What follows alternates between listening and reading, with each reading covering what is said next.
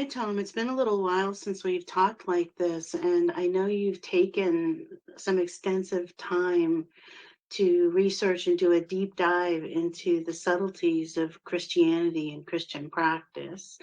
And so I'm interested to know um, why you chose to do that, and overall, what did you come away with?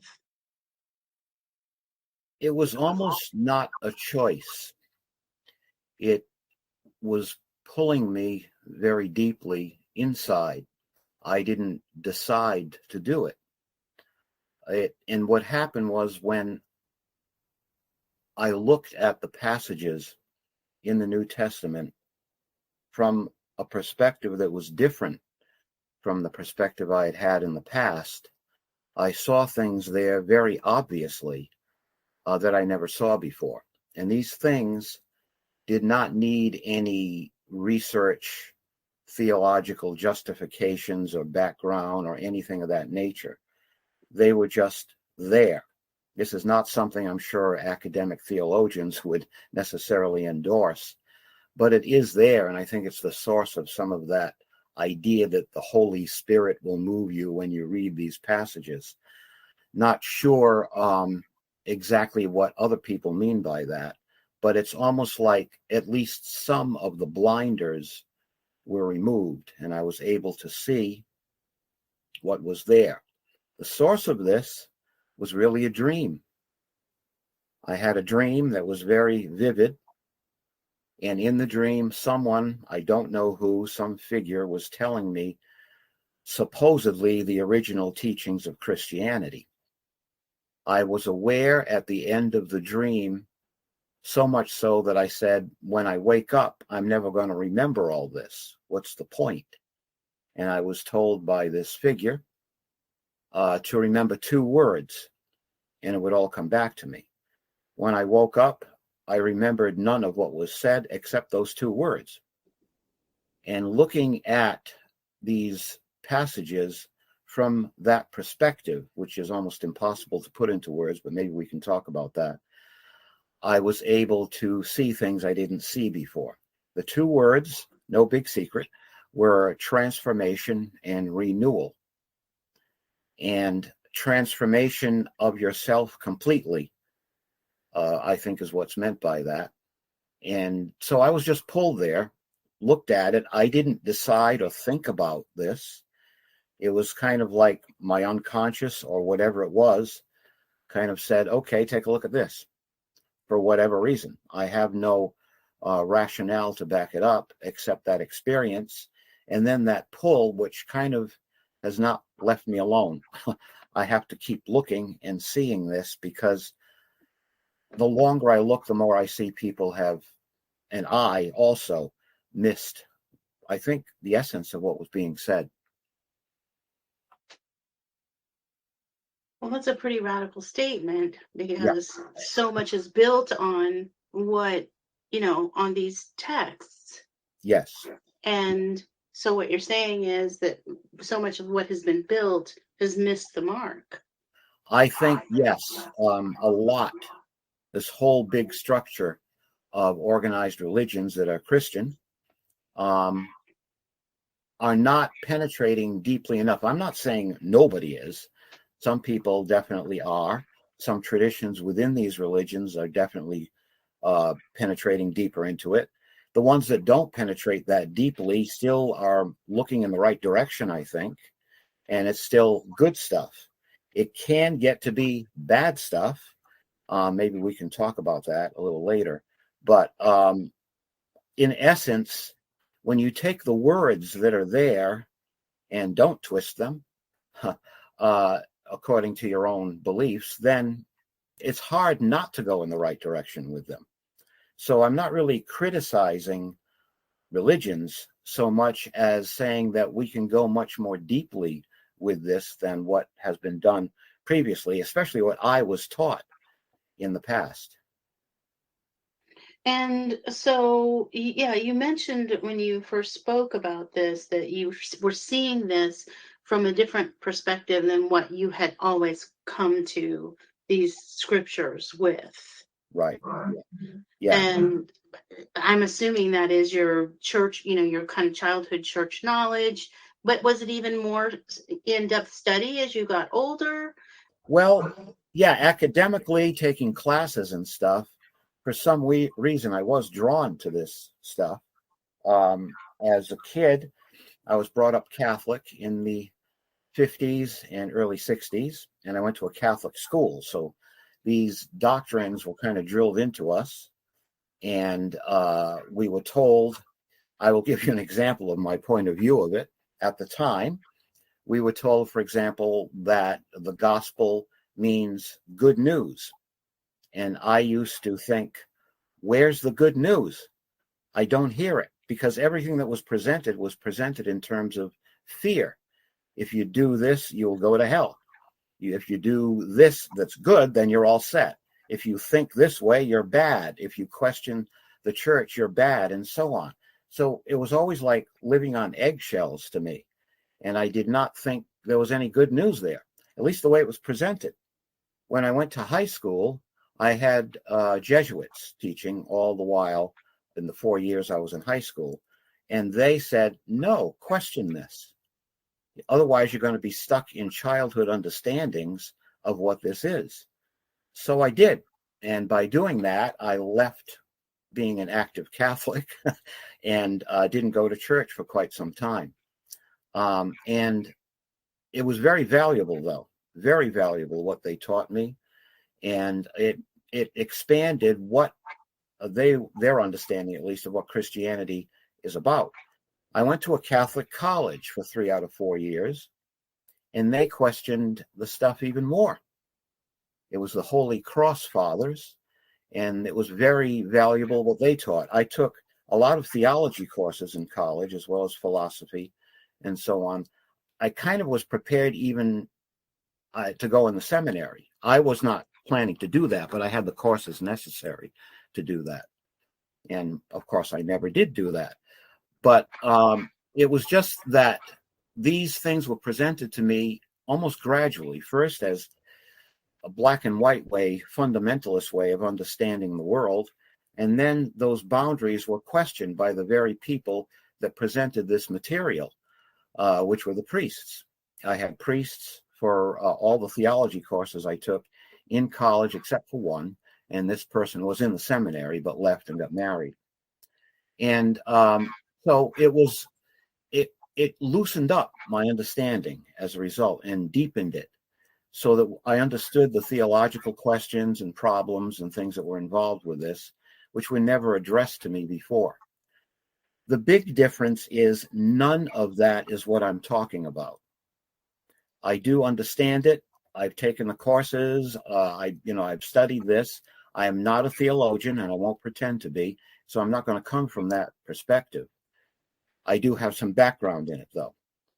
What I see is something that is not academic, that is not intellectual in terms of our usual left brain understanding of what intellectual consists of, but something entirely different that's being addressed here in these passages and in these sayings of Jesus in the New Testament.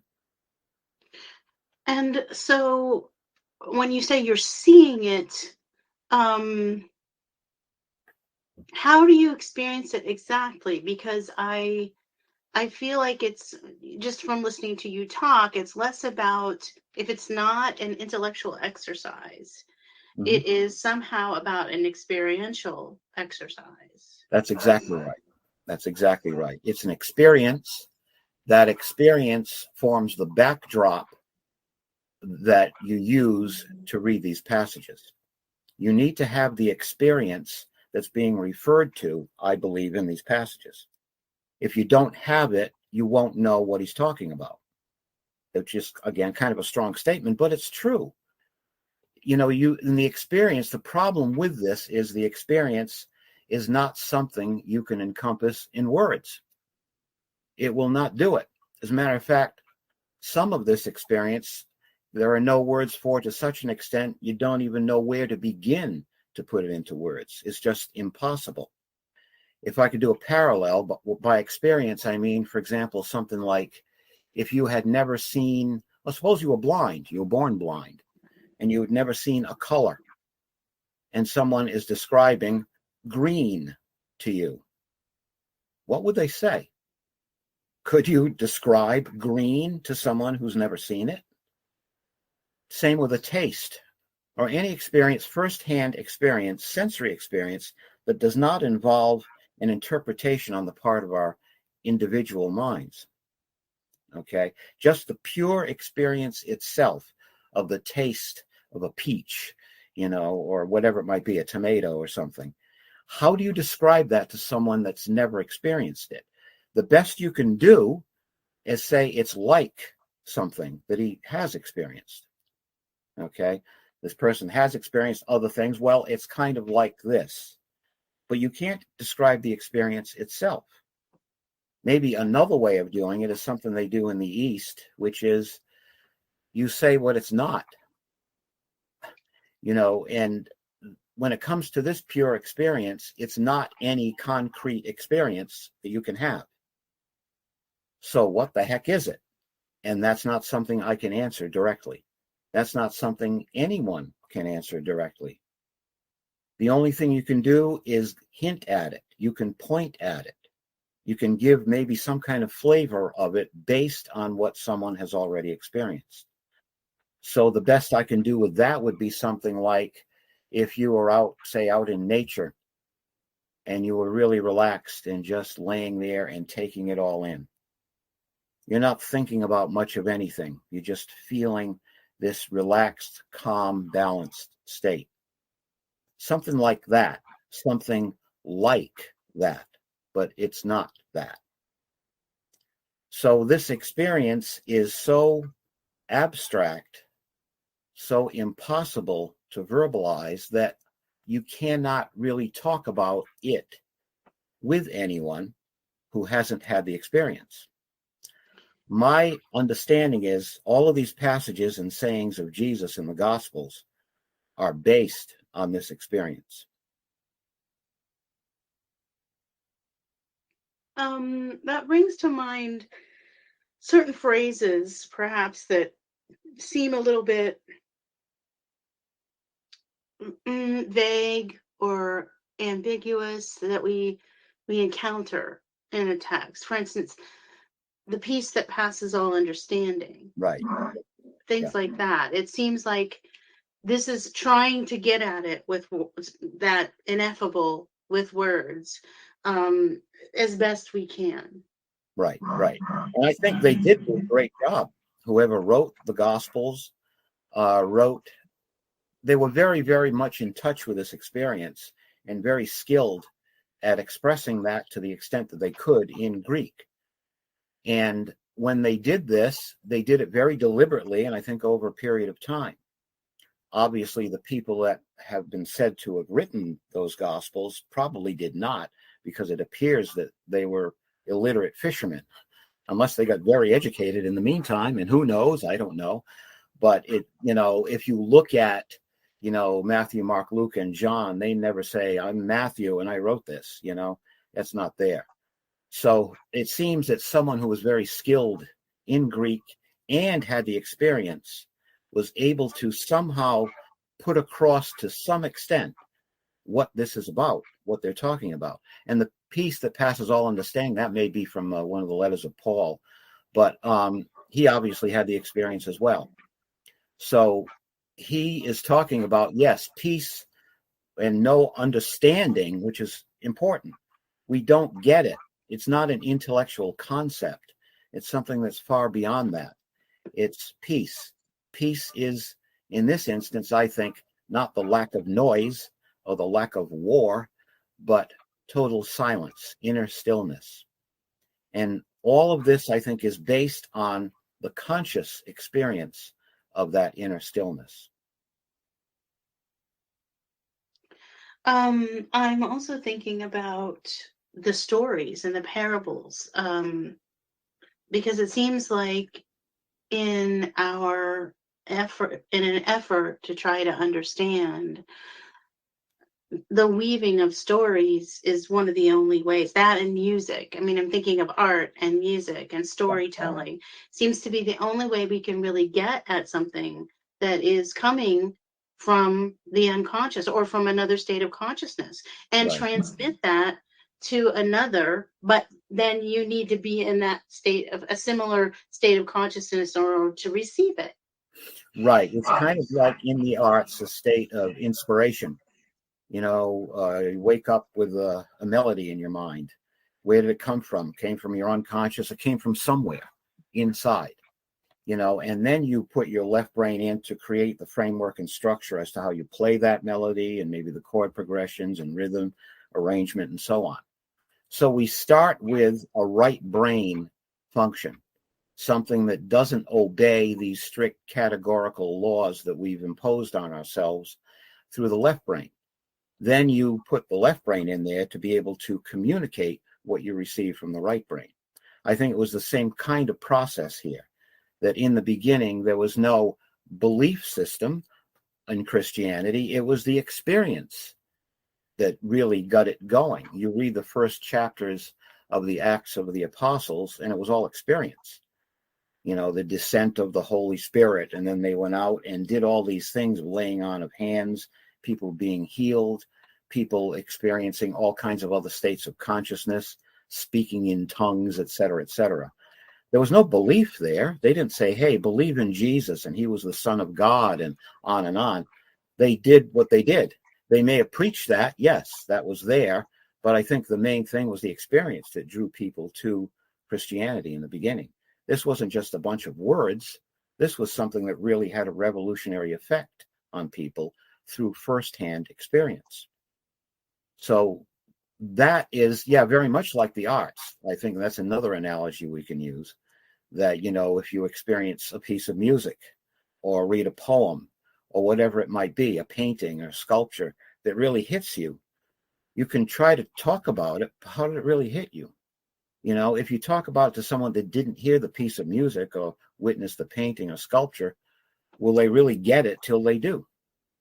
It's like this and this and this, and it can be the finger pointing at what this experience is, but it's not the experience till you undergo it yourself. Well, and even when they do encounter that piece of music or that piece of art, they may have an entirely different experience. Yes, they probably will. They probably will.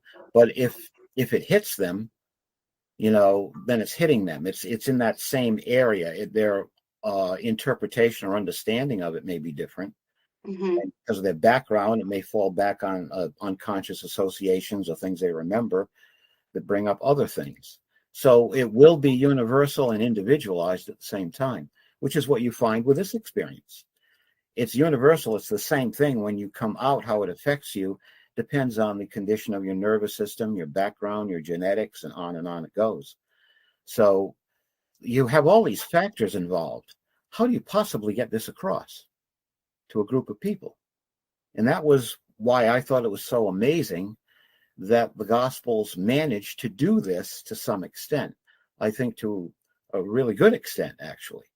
But they still, unless they spark something in you when you read it that provides you with the experience, it's not the experience. Okay? When that does that, then the experience is still separate from reading the passage.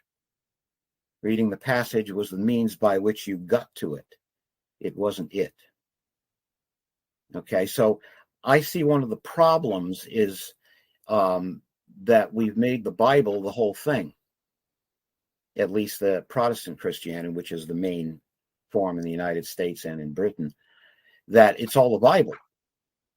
And when we have not had the experience, it's not there in mainstream society in the United States or in Britain, or I don't think it's anywhere, but maybe it is for all I know.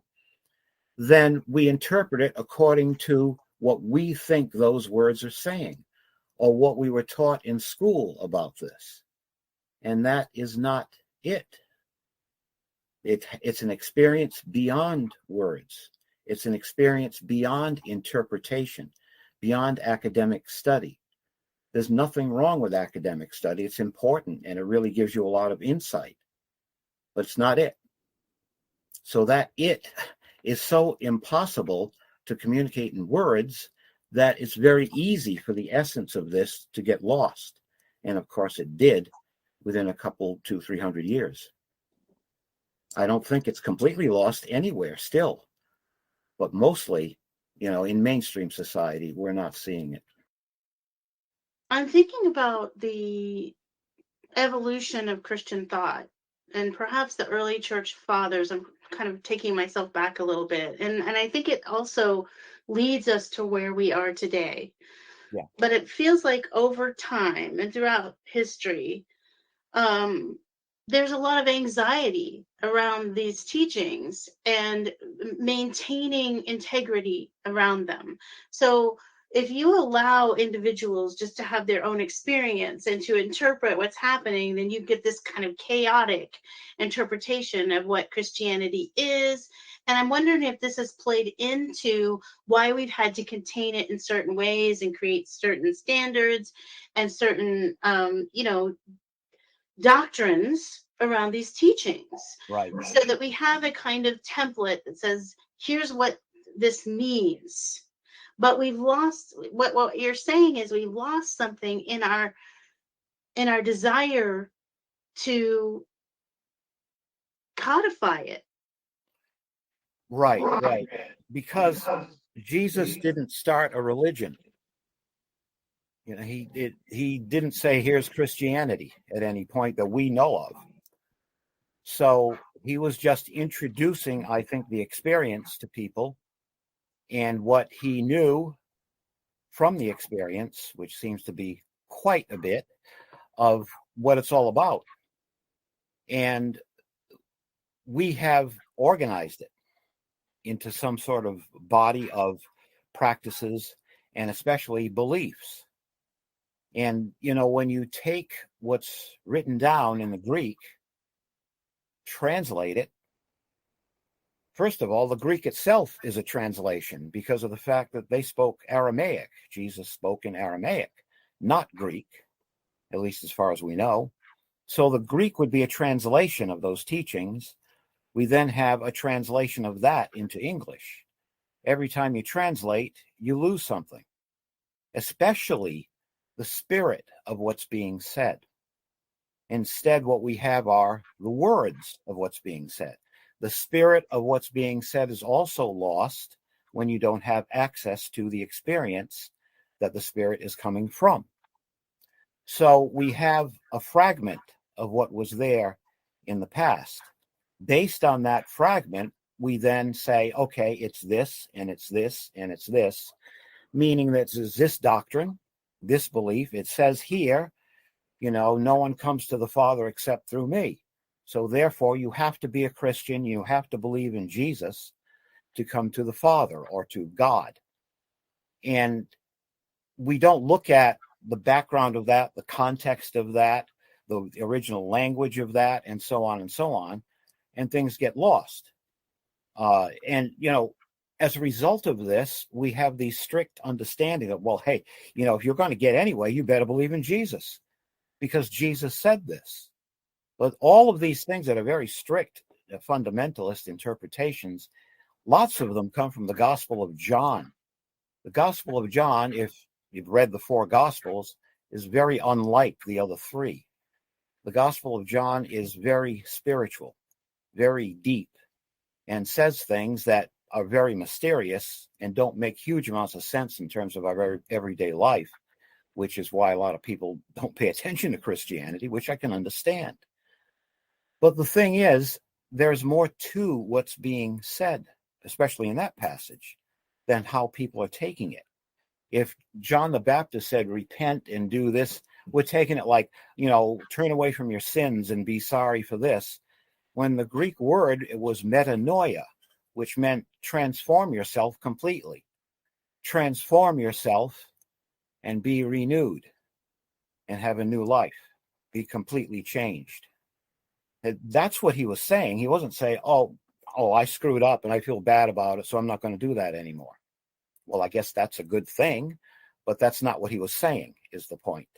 So based on our limited understanding, because we don't have access to the experience that they're referring to, What we have then is a very kind of distorted view of what's being said, and we take what's being said rather than the spirit of it or where it's coming from, the experience, and we say this is the way it is. So we'll make a doctrine based on this.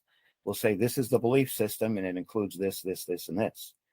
And that becomes the rigid formula that we live by. It's not a living experience. It's a bunch of laws. Do this, don't do that, just as I was taught in elementary school. Yeah, it brings me back to the idea of the ongoing debate in, honestly, more than Christianity, many religions, between the spirit and the letter of the law. Right. Yeah. And that's just what he was saying. The Jews, whoever that might have been, the Pharisees, were saying you got to do this and you got to do that, and you're breaking the laws of God. You're healing people on the Sabbath. That's the example given in the Gospels. And it's like, so you can't be with God if you're breaking his laws. And it's this rigid understanding of a legal system, which was then adopted by Christianity, even though Jesus himself said, no, that's not it. It's not the letter of the law. It's the spirit of the law, which we can translate as the breath, the life breath of the law. To me, that means the life essence. The spirit of the law is the essential energy of that law. Where is that coming from? What's it about? Not the letter, not what's written down. Well, you mentioned earlier that we're trying to kind of parse out what is the good stuff and what is the bad stuff. And this kind of idea of the law is what has guided us to differentiate between the quote unquote good stuff and bad stuff. Right. But without that, how do we determine that then, purely by experience? I think that's where we have to start. We do have to start with some kind of framework or structure, which kind of pushes us in the direction that's life supporting. Then have access to the experience, or the other way around would be even better, have access to the experience first, and then give us that left brain structure framework whereby we can express that experience in a constructive and progressive way. So it's that sort of thing where we don't leave out what's there. That's why I think these things are good. We're just not giving enough of what it's about. We're not giving the essence, the source. Where did all of this originate from? Instead, we say, well, Jesus was the Son of God, and then people go, well, Jesus is God. Jesus created the world. That's what I hear. Universe came from Jesus. I thought he was born 2,000 years ago, and the universe is a lot older than that. And where is he? I don't see him now. He's not walking the streets of Palestine anymore. What's going on? Is Jesus still doing this? And this is part of, I think, the problem that's there when you just take the words and don't experience what's going on. John tells us as directly as he can what this is. That Jesus is that logos, a word made flesh. When Jesus speaks in his gospel, in John's gospel, it's the word speaking, it's the logos speaking, coming through Jesus. We have expressions in the gospels of Jesus' humanity and expressions of that deeper awareness that these teachings are coming from. We don't seem to be differentiating too much between the two. For example, Jesus says at some point when he was crucified, I'm thirsty. Does that mean God gets thirsty? That's kind of silly to think of. But when he says, I am the way, the truth, and the life, does that mean the guy is? The logos is. And the logos, according to John, incarnated as Jesus. So yes, you listen to Jesus. Can you say, it's Jesus saying this? Yes, you can. But where is it coming from? And that's the part that's missing, because we don't have access to the experience that Jesus had in mainstream society. I think there are plenty of methods that exist especially in the Catholic and Orthodox versions of Christianity, that do have a more mystical and deeper quality that can provide you with this experience if you practice it over a period of time.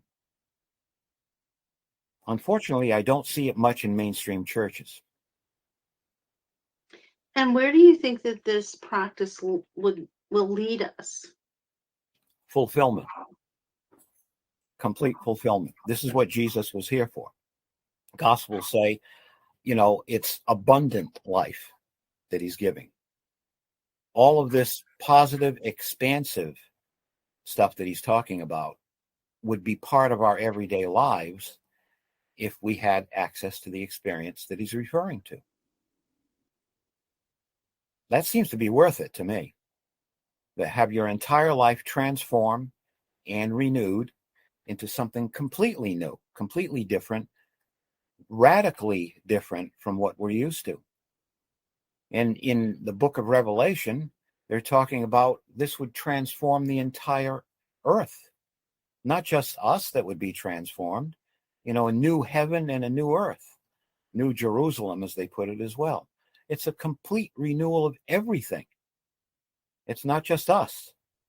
We don't seem to be paying attention to how huge, how amazing this whole thing is. We just go with these words, say it means this because I think it does, because it makes sense to me based on my everyday waking state experience, and impose those rules on everyone and everything, rather than letting go of the rules, just being and coming back to them and realizing the rules are there so that we can grow faster.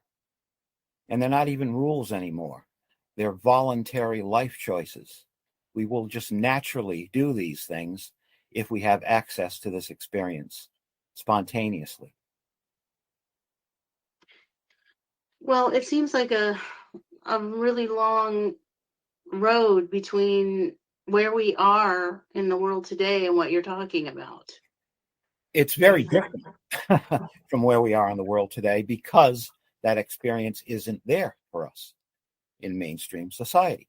It's not there every day, mostly for most people. So they miss out on probably at least 95% of life, if not more. The life just doesn't exist of getting up, going to work, making money, eating, sleeping, and all the things we do in our waking state. And that's what it is for most people. We still do all those things, but again, there's, just like with the teachings of Christianity that have been handed down to us, there's an added dimension to those things that enriches those things, that makes everyday tasks and mundane things that we do very, very fulfilling. That the balance and the creativity and the kind of real wonder of creation is there every second, all the time, 24 hours a day. We've just closed our eyes to it. And we can open our eyes and experience it and see it. And this is what Jesus was talking about. This is the good news. This is, of course, good news is putting it very mildly. This is like absolutely amazing what could be, and it's right there in front of us, and we're not taking it. And that's why the world is the way it is, I think. We're missing out on most of who we are and what everything else is. We're skimming the surface, and the biggest thing is we've taken the teachings and brought it to our individualized egos. I mean, why are there so many versions of Christianity? It's all ego interpretation. It's all, no, it means this. No, you're leaving this out. And this church abides by, some council or conference or meeting that was held whenever, in the 300s or 1600s or whatever, and not other things. And it becomes more and more narrow, more and more legalized, more and more left brain oriented, and leaving out the main experience, which would be more right brain oriented. So we have, I don't know, thousands of different versions of Christianity based on these people's ego interpretations of what they read in Scripture, when there's really only one thing he's talking about, to me. And it's just so much simpler. Have the experience, then read it. It's a different deal. Have someone describe a taste of a fruit to you Okay, whatever, but then eat the fruit and have someone talk about it more, then you get it. And it's the same thing here. Have the experience, know the origin of these teachings, then read it. We don't have to do any mental gymnastics to figure out what's being said.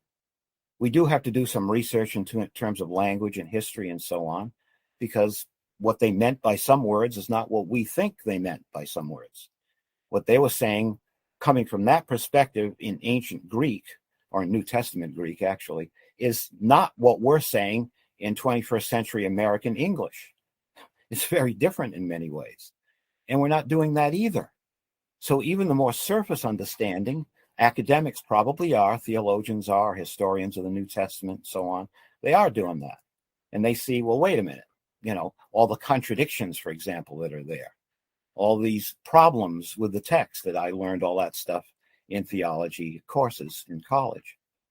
I didn't learn it thoroughly. No, I'm no theologian. But the fact is, they are there. Those problems are there. And we have to look at what's really being said, what was changed, what was erased and something else put there. And there are instances of that in the manuscripts of the New Testament that we have.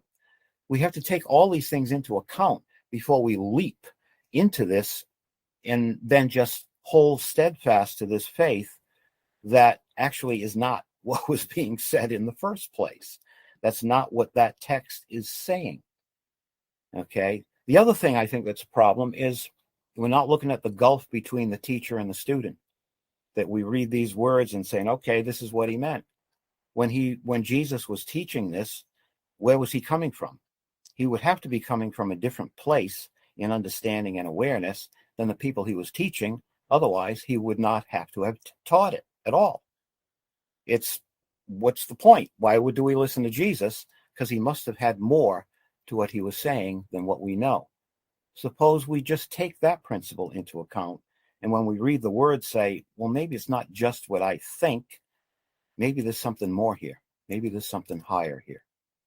Well, I'm wondering how you think that we bring this information, or do we, or is this something that people wake up to on their own? Because what you're saying to me is, or what I'm taking from this is, there is this basket of fruit that is available to all of us. Here, have a piece, and but many people don't even know that is there. Right. They don't know that they want it, or maybe they don't. And so, I guess my question is, now what? So what? So everything, I think. It's, what, how do people come to it? I don't think there's any limit to the ways that people can come to it. At any given time, there's probably quite a few people that are experiencing this today in the world in terms of numbers. In terms of percentage to the population, it's probably pretty low. But there's still, and that's probably the case at any given point in history. Maybe sometimes it's higher and sometimes it's lower. But usually it's a small minority that are doing this. Again, probably a good number of people in terms of numbers. So it happens, I think, individually. It happens when we have the aha experience. It's just there spontaneously. And then when we follow up on it, which I think is the crucial part, because probably everyone has that to some extent. It's, oh, this is what it is. Now I get it. There's something clicks inside. It's probably something neurological, neurochemical, where something is flowing right at that moment when you're exposed to a certain stimulus and you get what it's about. So that potential is there, obviously, in everyone. It's there. How to tap into it, I think, is what is there in the New Testament. What's there and has been enshrined and preserved in all spiritual systems. But we haven't caught it. Instead, we've gotten caught up in the outer structures, where religions have not become as much spiritual growth systems as social institutions. I'm not saying you can't get spiritual growth from religions, because you obviously can. I'm just saying we can go further than what we're doing, much further than what we're doing. Don't hold on to strict belief systems as being right and everyone else being wrong. I don't think God belongs to a religion. That's us. That's what we do. If that pathway can open up that more universal experience, great. But don't stick to the strict pathway. That's what we tend to do. We have the experience, then we interpret it in the context of whatever our belief system is. And that's where I think we start going off track. We're going to do that. That's okay. But be willing to release that belief when more experience comes to you and more perspective comes to you. I don't think we're doing it. We hold on tight to the belief. The belief may be correct. I mean, is there a correct or incorrect here? I don't even know. There's experience, and that's all I know. And then there's the teachings that seem to reinforce and expand on that experience so that we can understand it from a left brain point of view and apply it to our everyday lives. How do you apply Christianity and these teachings that Jesus did to our everyday lives? Love your neighbor. Love your enemy. Do good to those that hate you. Feed the poor, etc., etc. This is what he taught. They like to bring in all the hellfire and brimstone quotations as well. Put those in context with this larger thing and they make more sense. It's not you better do this or you're screwed. It's not that at all. It's that, well, look at this. If you go down this road, it's not going to be good. It's just not going to be good. Why do that? The word sin means to miss the mark. It means we tried to do something and we messed it up. We thought we were doing right, but we weren't. And we hopefully learned from that and were able to correct it. We learn by making mistakes, or in other words, we learn by committing sin. We learn by missing the mark, and then hopefully we will go to the mark. That's what it's about. It's not, oh, I'm so terrible, I'm so awful, and let's feel guilty about what I did. If you do, you do. That can be a corrective measure too. Don't hold on to the guilt. Don't hold on to the feeling, I'm totally unworthy of all of this. Everyone and everything is unworthy of it, and everyone and everything is worthy of it. That's the fact of the matter, to me. That on the surface, nobody's worthy. We all screw up. Deep inside, there's nothing but that. Let that come through. Let it inform the perceptions and reactions and understanding of things that we run into, and especially inform our reading of the Gospels and understanding of Christianity. But I think this applies to Judaism, to Islam, to especially the Western religions that have become so focused on legal systems. So that, the Torah, the law, the Talmud, getting into all the details of the law and make sure you don't strike a match on the Sabbath and things of that nature. I'm not going to argue with that. That's what they do. Fine. Okay. If it gets you somewhere, good.